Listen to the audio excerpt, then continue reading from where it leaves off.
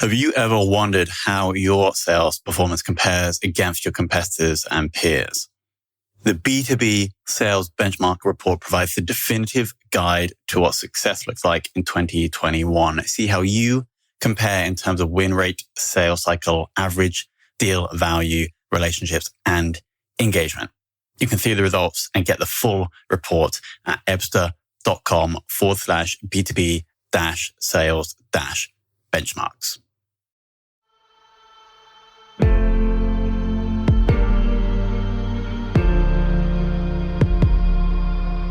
This is Sales Ops Demystified, the #1 most downloaded podcast in sales operations. We invite the brightest minds in sales operations onto the show to deconstruct the why, what, and how behind rep productivity, forecasting, metrics, and all things revenue. This podcast is brought to you by Ebsta, the leading customer engagement platform for Salesforce.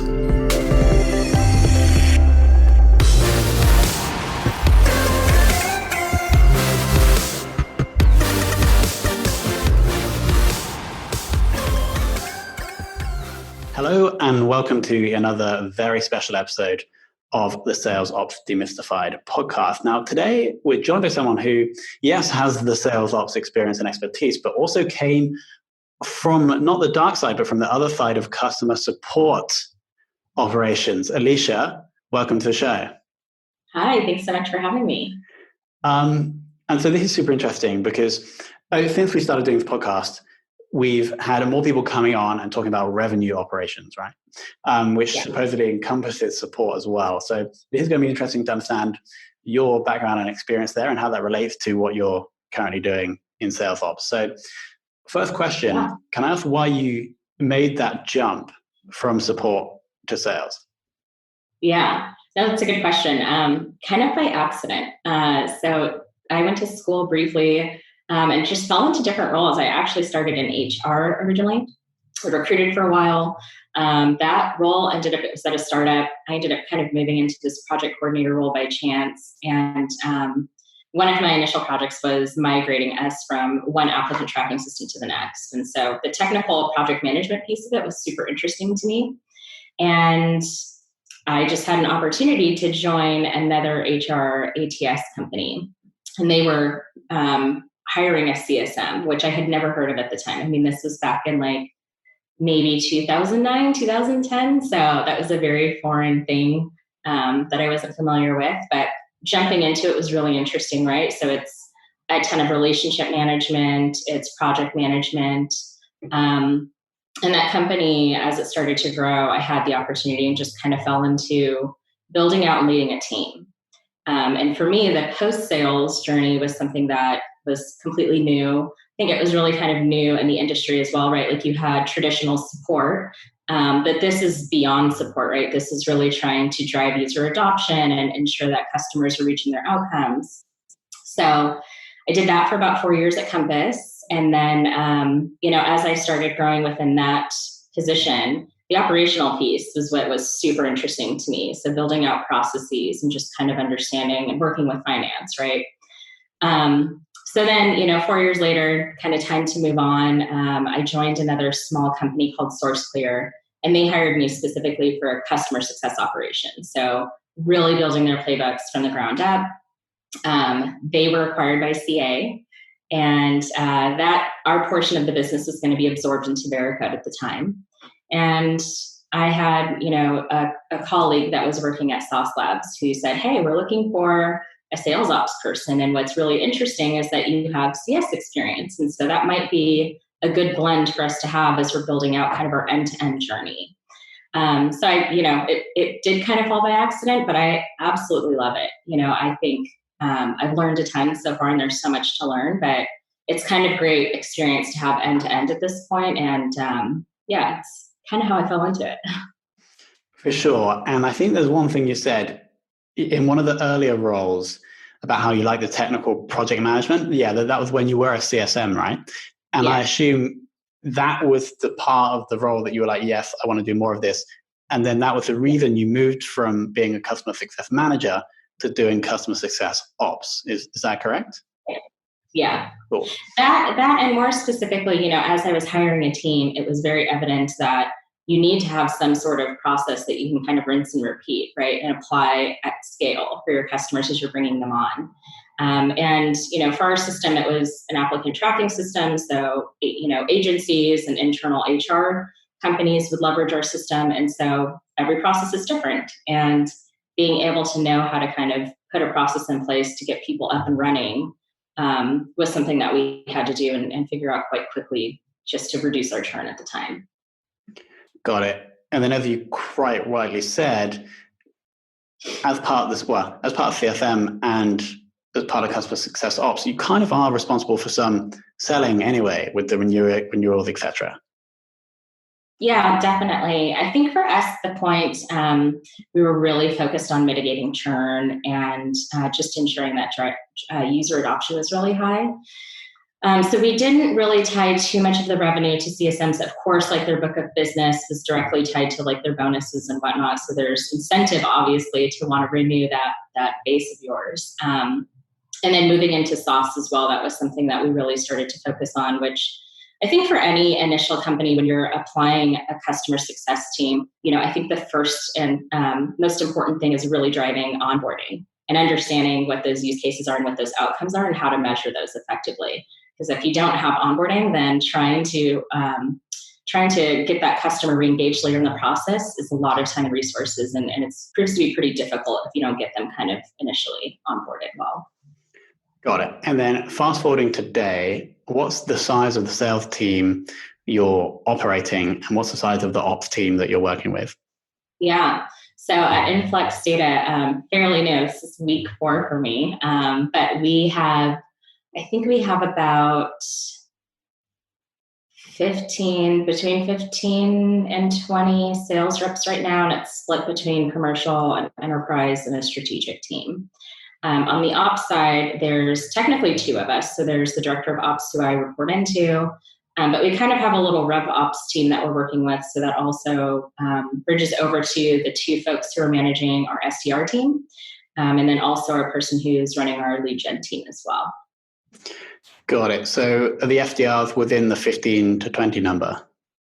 No, they actually fall under the marketing umbrella. Oh, cool. So you don't get involved with the SDRs? Not technically. I mean, while they don't report into us, I think so far, just in the short time I've been here, we're pretty cohesive. Marketing and sales partners really well together. So we're constantly talking about, the SDR's metrics and what they're doing right now versus how that's impacting sales, especially given the current climate. So there's a lot of collaboration that happens there.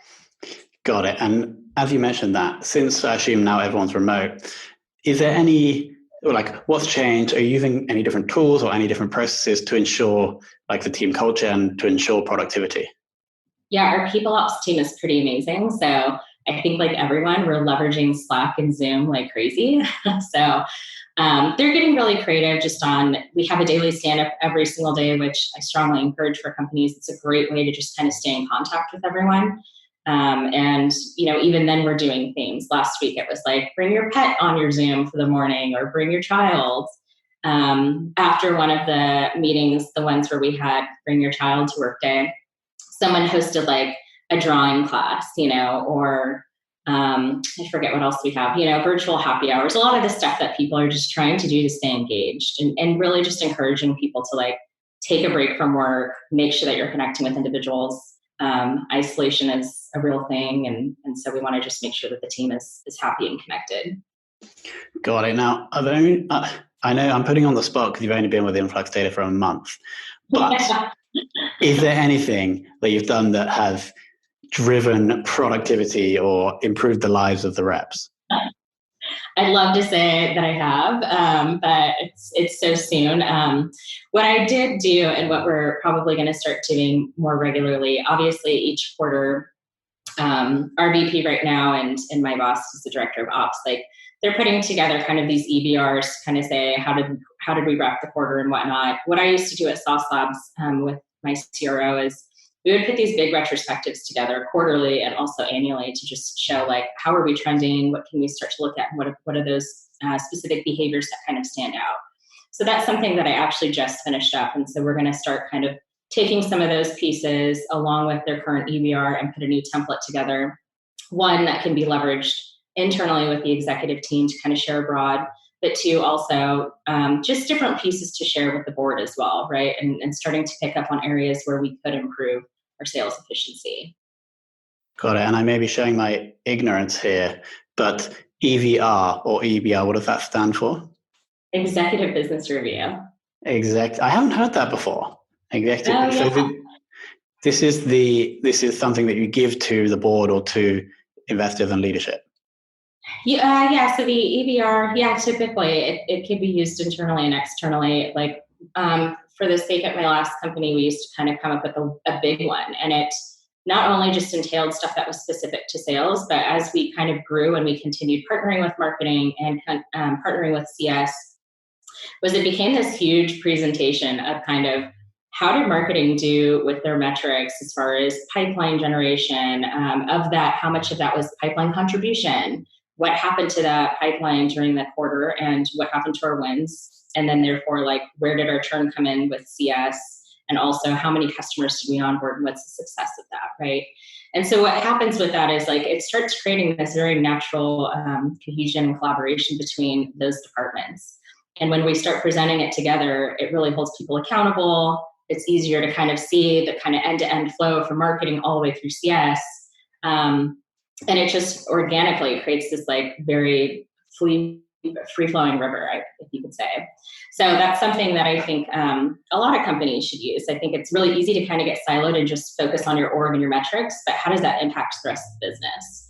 So something I'm encouraging Influx to do. I think they're doing it in some ways, but just to expand on that, there's a lot of different ways you can cut data, and so that's just something we're starting to explore. Got it. That's super interesting. So what I think you're saying is that by different teams coming together to produce this report and presenting the information together, it means you have, instead of departments being like pulling against each other, you have more likely to have the departments pulling together. Right. Yeah, you see the effects, right? Like, so if marketing is crushing it and they're giving us all these leads, but for some reason we're not making our number, then it's on sales and marketing to kind of partner together and say, well, that's quite interesting, right? What's happening with our pipeline? Is there something with the data integrity? Is there something with our qualification criteria? Like, why are these falling out, or are they getting pushed out? So those are things that you can start, that's just an example, but those are things you can start to consider as far as how each organization is impacting another. If CS is having a really poor time onboarding, is it because there's a poor handoff and not enough information that's being fed from sales to CS? So I have found that that's been a tremendous improvement within my last company, and something I definitely encourage, not to just report independently, but report as an organization and just together. For sure. I mean, at EFTA, we have the sales and marketing team sat together, but then we have our CS team over in San Diego. And so it's very much like sales and marketing can tackle those challenges together. But then sometimes the communication is just less good, right? Because when we're in the office anyway, CS was over on the West Coast. So that's something that we should be looking at. Next question. If you could only track one sales-related metric for the rest of your career, which would you choose? Oh, Lord. That's a good question. One sales metric. Or to take off the pressure, it can just be your favorite one. My favorite sales metric? How many opportunities have been closed won? Yes. I think that's the one that excites everyone the most. Agreed. That's the simple. Because I ask this question, and sometimes we get like really super complex, like advanced metrics that no one's heard of, because they like show some tiny inefficiency in the process. But then here we're just like, just show me the win. Yeah, how many deals? Okay, cool. The sales forecasting process at InfluxData, is that down to you and your ops director, or do you involve finance? How does that process work? I think it's a little bit of both, right? So, and I'm still kind of wrapping my fingers around it. And so I can kind of speak both from my last company and from what I somewhat understand where we're at right now.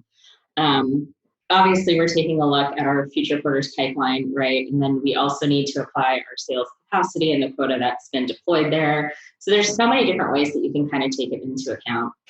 But I think more so we kind of have this bottoms up approach, right? Like, how much do we currently have sitting in commit? How much do we have sitting in, and I think we call it call, but like your best case, it'd be commit, most likely, in your best case. We'll call it those three. So your top two, we're kind of taking into consideration, like there's a strong likelihood that we should anticipate for that pipeline to close at the end of the quarter. And then from your best case, there's a few things that you may be able to call out, like maybe some large deals that you think you can push over the fence. So we do just kind of the typical bottoms up approach. And then obviously the board has to approve if we haven't already had our forecast laid out in front of them just yet, but it's a little different the way that we do it here versus what I'm used to. But for the most part, it's pretty similar. Got it. And then a final question: who has inspired or educated you the most in your actually sales ops or support ops career? I would say two people. I would say Tucker Calloway, who was the CRO, and Carolyn Beck, who actually brought me on initially at Sauce Labs. You know, from them, I worked pretty closely with Carolyn initially when I started Sauce Labs. And while she didn't have a sales background either, she's actually now a VP of marketing for the EMEA team in Sauce. She taught me quite a bit, you know, and brought me on and really just gave me a lot of autonomy and walked me through everything. And then working with Tucker specifically, you know, as the CRO, not only did he own sales, but he owned pretty much all of go-to-market, less like the actual marketing team. So anyone who was customer facing, he had them all. And I think collectively it was kind of interesting for both of us to kind of go through sales ops together. It wasn't necessarily a role he had leveraged a ton previously. So there was a lot of like trial and error between the two of us, but to support someone at that level and really understand like how we're reporting to the board and how we're forecasting and the things to really look at through these retrospectives really, really helped me grow. And it's been great to be able to bring some of my learnings and findings to Influx as well, just in comparison. So I think the two of them. And then there's one other person at Okta, Mehdi. He runs one of the sales and strategy teams there, and he's just incredible, super smart. Okta's a huge, huge company. So, you know, the things that he's doing as far as forecasting and scaling, I think is quite impressive. So actually I gave you three people. I cheated. Yeah. So it's Tucker Calloway, Carolyn, and then I didn't catch the third person's name. Mehdi was at Okta. Yeah. Got it. Awesome. Okay, cool. Alicia, thank you so much for the insights. Here's a couple of things that I took out. I have 2 pages of notes here. I think I'm not sure this is something you said, but I think you mentioned when the person at Source Labs wanted to bring you on. I think their point about getting visibility of the post-sale operations being valuable for their cohesive viewpoint. And I think that's a very good point and a very good move probably by the Source Labs team to bring someone on who has a more holistic view. And then the obviously very like simple but effective metric that we selected was I'm not sure if I've had that. I've done 80 interviews, right? And I'm not sure if anyone's just said number of deals closed. So I think the message there. The obvious answer, and everyone else has such greater thoughtful answers. No, not at all. The message is that we have to focus on what matters. Yeah. What answers have you gotten for that? Oh, so many different answers. Like I've had to like spell out mathematical formulas. One that I actually quite liked, pipeline velocity. Like there's like a formula for that, right? And so these are more slightly advanced ones, but actually the only reason we're doing any of these is to close the deals, right? So that totally makes sense.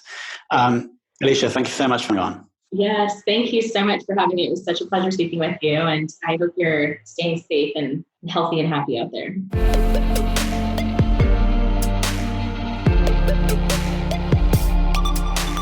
Thank you for listening to this episode of the Sales Ops Demystified podcast. If you are listening on a podcast listening application, then please subscribe, rate, and review. And if you have any questions about the show, if you know a guest, or if you have any questions about sales operations, just hit me up at tomhunt@ebster.com. That's tomhunt@ebster.com.